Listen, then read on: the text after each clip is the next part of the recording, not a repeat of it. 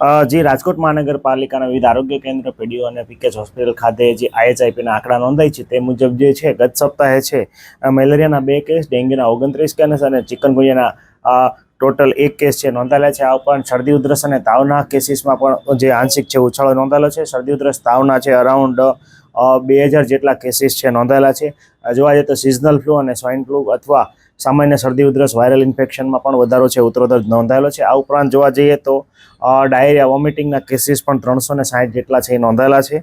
ટાઇફોઇડના 5 case અને જોન્ડિસના 2 case છે એ IHIPના આંકડા મુજબ છે રાજકોટ મહાનગર ખાતે નોંધાયેલા છે. જે ખાસ કરીને ચોમાસા પછીના એટલે કે વરસાદ પછીના દિવસોમાં જે છે એ ડેન્ગ્યુ ઉપરાંત મચ્છરજન્ય રોગચાળો છે એમાં ઉત્તરોત્તર વધારો નોંધાતો હોય છે. આ ઉપરાંત હાલ જે છે એ સિઝનલ ફ્લૂનો ટ્રેન્ડ પણ છે એ જોવા મળી રહ્યો છે, તો લોકોએ ખાસ છે તકેદારીના પગલાં છે એ લેવા જોઈએ.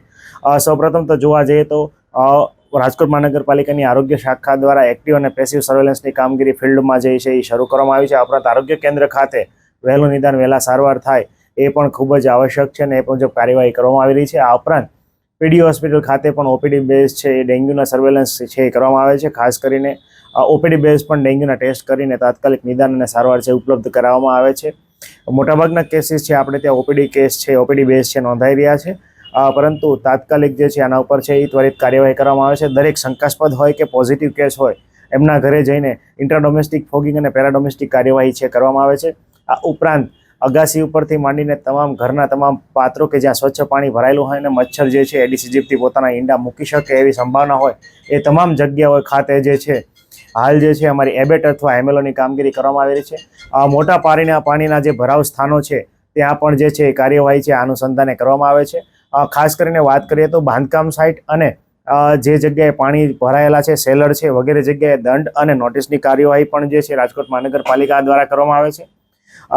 ગતને અને પહેલાના સપ્તાહમાં 2 જેટલી કન્સ્ટ્રક્શન સાઇટ છે એનું સીલિંગ પણ જે માનનીય DNC સાહેબના અનુમતિ અન્વયે છે કરવામાં આવ્યું. તો આગામી સમયમાં પણ દંડ અને નોટિસની કાર્યવાહી છે તીવ્ર કરવામાં આવશે જેથી આપણે ડેન્ગ્યુને અટકાવી શકીએ.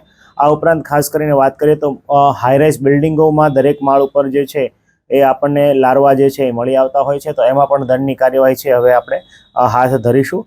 ખાસ કરીને ફોગિંગની કામગીરી પણ કરવામાં આવે છે અને ઇન્ટ્રાડોમેસ્ટિક એઝ વેલ એઝ પેરાડોમેસ્ટિકની કાર્યવાહી પણ કરવામાં આવે છે. આ ઉપરાંત જોવા જઈએ તો હાલ જે છે OPDમાં શરદી ઉધરસ અને તાવના કેસોમાં પણ આંશિક ઉછાળો છે નોંધાયેલો છે. સ્ટેટની ગાઈડલાઇન મુજબ ખાસ કરીને દરેક મેડિકલ ઓફિસરને સિઝનલ ફ્લૂ, એની ફ્લૂ, ટેમી ફ્લૂની ગાઈડલાઇન છે એ મુજબ આપવામાં આવે છે. કેટેગરી B અને Cના તમામ દર્દી છે એને આપણે ટેમી ફ્લૂની દવા આપીને એઝ અર્લી એઝ પોસિબલ છે એ દર્દી રિકવર થાય એના માટેના પ્રયત્નો શરૂ છે. પ્રાઇવેટમાંથી પણ ડેન્ગ્યુ ઉપરાંતના મચ્છરજન્ય અને પાણીજન્ય રોગચાળા ઉપરાંત વાત કરીએ તો ખાસ કરીને સિઝનલ ફ્લૂના જેટલા પણ કેસ રિપોર્ટેડ થાય ત્યાં આપણી એક્ટિવ સર્વેલન્સની જે કામગીરી છે એ કરવામાં આવી રહી છે.